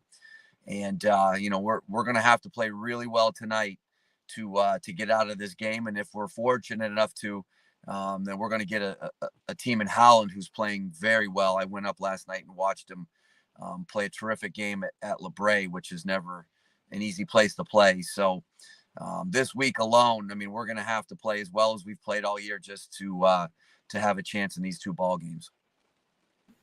The NE8 is obviously always going to provide a tough schedule for you guys, a tough 14 games. You guys got a share of that again, but you also scheduled out of conference games, some pretty tough ones as well. Do you see these games helping prepare you guys now for this tournament run to face a team like NDCL? You know what? It's funny you say that because, yesterday talking to my team, as coaches, we always talk about that. Theoretically, you play these tough non-conference games and you have these battles within your own league, and, they're supposed to help you in the postseason. Whether that's true or not, I don't know. I still think it comes down to, the style of plays and matchups.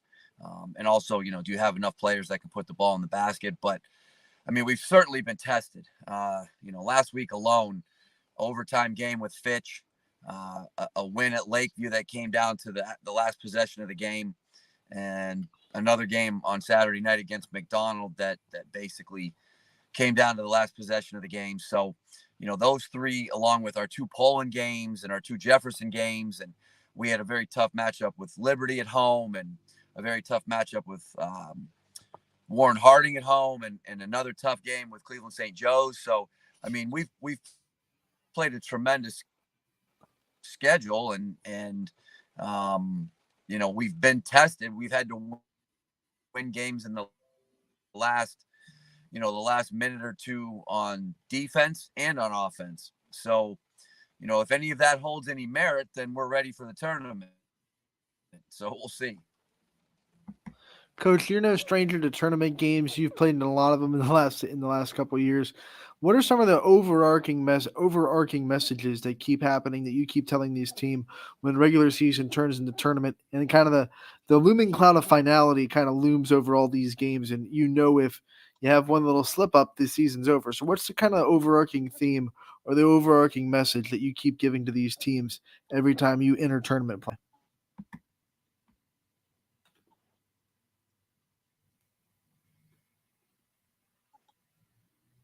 About the finality of it. I mean, I think everybody in the back of their mind understands that.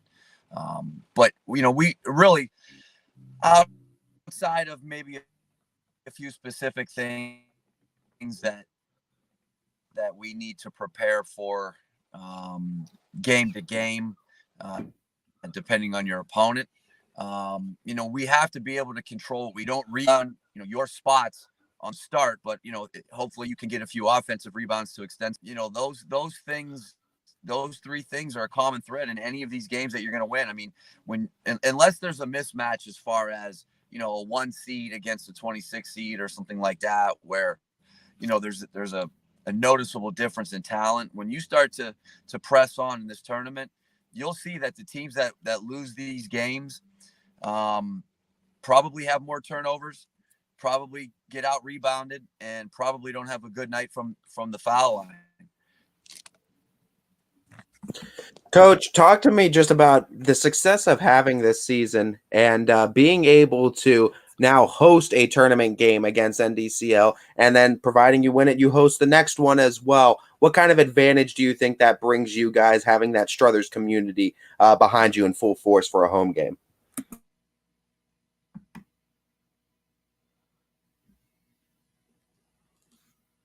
Well, I mean, anytime you can play at home this time of the year, there's no question it's a benefit. I mean, obviously it's a benefit in the regular season, but when you get to tournament play, and especially the way that they've restructured the districts, playing a team that's got to travel, an hour and 15, an hour and 20 minutes to get to your place. I mean, that's even longer than normal, and even longer game in the regular season. So, that coupled with the ability to have your home, what you would think or home advantage, it definitely carries some weight. And our job now to take advantage of that. You do everything you do in the regular season, base your schedule to play at home, and we've got an opportunity that if we do what we need to do, you're going to get 2 of them at home, and that's the way it's set up now. That's as good as you can do. So hopefully, we can take advantage of that. I mean, I don't know how much of a home court advantage as far as fans goes that it would be against Holland if we're forced to travel just as well as if they were playing at home. But nonetheless, it's still our building, and that's the fun. That's the reward though for having the season that we had. There's no place like the field house. It'll always be a little bit of an advantage just playing in there, even if it's the other team blown away by the amount of popcorn that you can eat at the field house. When you look at if you had to pick one or two strengths that this team has going into the tournament that you really want to impose, what would you say are some strengths that you really want to take advantage of that this team has built in this season?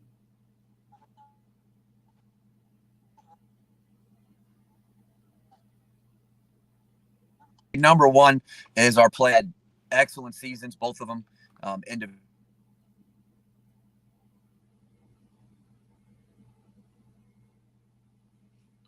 Part of us moving forward is being able to play through Ronnie and Sal. Hopefully, they end up handling, themselves and if they rebound the way they're capable of rebounding, it does put a lot of stress on opposing teams because they may have one post player to match up with us, but most teams don't have two. And those guys have been through it with me and they've got experience. So I would say our interior first and foremost is the one thing that we would be focusing on. And then secondly, hopefully we've been tested enough with our guard play as far as pressure. We've seen a lot of pressure this year from a lot of different teams. And, our guards have grown throughout the year. Nick Delgrada and Chance Lasco and Dante Colarasi. And they've shown an ability to handle that pressure better and better as the year's gone on, and also to make timely shots. So, with our interior play, and hopefully those guys will continue to take care of the basketball and make shots when the opportunity presents itself. If we do those two things, then I think we'll be okay no matter who we play. Coach, I want to thank you so much for taking the time to join us today on game day. We wish you the best of luck in the tournament run that you're about to start, and we hope that we get to talk to you again real soon. Oh, absolutely. You guys are the best. Anything you ever need, let me know. And hopefully this isn't the last time we get to talk. But keep doing what you're doing, and I appreciate it. And looking forward to seeing you guys soon. You're always welcome here, Coach. Okay. Thanks, guys. Thank you, Coach. All right. Coach Mike Warnicki, the head coach of the Struthers boys basketball team, starting their district journey tonight. They will host Notre Dame Cathedral Latin, as he said. No easy feat for the Wildcats playing the Lions from Notre Dame, despite their record or their seeding. Wildcats prepare themselves, though, with tough schedules season in and season out. And, I mean, Coach Warnicki takes pride in playing at that field house, too. And definitely wants to represent and defend it well. And, hey, those Wildcats teams always come out and ready to defend the field house. Unfortunately, we kind of run out of time to finish these brackets. We like it because, hey, that means we got a lot of interviews today. We got a lot of other things to talk about. So we will definitely fill these out, and we'll keep track of how we do as the tournament goes on. But before we kind of get out of here, I do want to go over the games that will be on the network tonight and the ones that you will be able to watch for that $9.99 fee. So without further ado, these are in no particular order. This is just the order that they're in on our schedule and who will be there. Once again, $9.99 gets you access to all of these games. We start off with the one girls game, which is going to be at Maslin Perry. I will be there with the call, and it's going to be Maslin Jackson against Howland for a trip to the district championship game. Going to be an exciting time in Perry. I'll be there for the call. 7:30 tip there, the second game, so 7:30-ish, depending on how long the first game takes. But should be a fun one, district semifinal in Perry. Yes, sir, it should be. And then we go to boys sectional finals. Lakeview at Poland, 7 o'clock tip. The Poland students will be taking care of that one. Romo and Jamie will be in Cheney as Cheney welcomes in field. Ravenna travels to Canfield. Richie Giuliano will have the call there. Canton South at Girard. Noah Ricks will be on the call for that one. Niles will travel to West Branch. Michael making the call there. We have Notre Dame Cathedral Latin and Struthers. We just talked to Coach Warnicki. Bob Zanny and the Struthers crew do a great job. They'll have the call. That one it will tip at 7 o'clock. We have Crestwood traveling to Springfield. Noah Doty will have the call there. 7 o'clock tip in the jungle. We have Berkshire at Garfield. The school will be taking care of that one. We always love the work that Garfield students do there. Kirtland and Newton Falls, another school taking care of this one. 7 o'clock tip for that. Mineral Ridge will travel to Cardinal Mooney. Alec Caberna will have the call for that one. We have Rootstown traveling to Columbiana. DJ Yoakley will be there for that tournament game. Maplewood at Western Reserve. Eric Hughes making the trip to Berlin Center to cover the Blue Devils. 7 o'clock tip there. McDonald traveling to Wellsville. Coy will have that call. 7 o'clock tip for that one. Southern will be traveling to Valley Christian. Ian O'Brien on the call there. We have Mark Franken and Heartland Christian as Lordstown comes to town. We've talked about this before. It's not right. Heartland needs to show Lordstown who the real Lordstown is. Brookfield travels to Wyndham. It'll be Brian Oatridge making the trip to the Bombers hangar for that one. Jackson Milton traveling to Badger. Matt Morrison will have the call that time. And then finally, last but not least, Carrollton traveling to East Liverpool. Tommy Pease will have the call there. The other two tournament games that are happening but not on the network, we will have Champion at Jefferson and West Holmes at Beaver Local. Those both 7 o'clock tips, but due to constraints of announcers, we weren't able to get them covered for broadcast. So a lot of tournament action on the network tonight. $9.99 gets you access to not just one game, but all the games. Make sure to tune in. Yep, absolutely. We got a bunch of games on the network on the slate for you, and be sure to tune in. $9.99 gets you access to all of them, so be ready. I think we have time to also go over the nominees for Baird Brothers Big Dog of the Year and remind everybody that if you want to vote, head over to ysnlive.com/bigdogs, and voting is unlimited and ends on Sunday at midnight. Let's see who's up for Big Dogs of the Valley Player of the Year. Once again, this is just the winners of all the polls of the week piled up in the one poll. So that's how we get these nominees. And we'll start off on the girls' side. We will start off with week one's winner, Mackenzie Riccatelli out of Boardman. Week two winner was Riley Hutton from Salem. Week three, Alyssa Pompilia from Howland. Jenna McClish won in week 4 from Salem. Alyssa Dill won in week 5 from Canfield. Sarah Seaman got the win in week 6 from Garfield. Abby Farber got the week 7 win out of Poland. Kylie Wilson, Jackson Milton, she got the win in week 8. Faye Stellato got the win for Struthers in week 9. And Kylie McLean got the win in the final week, breaking the weekly record for most votes in a week. So you got 7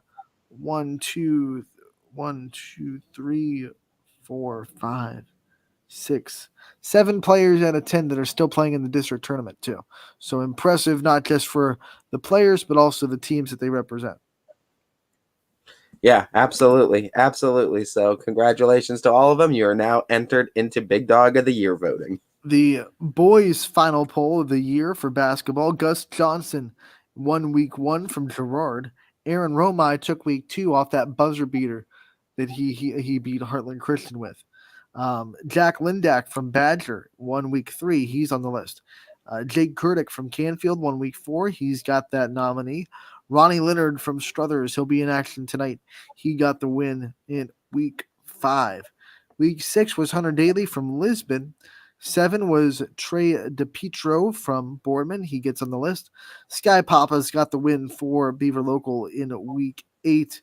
In week 9, Anthony Lucente from Lowville took the crown.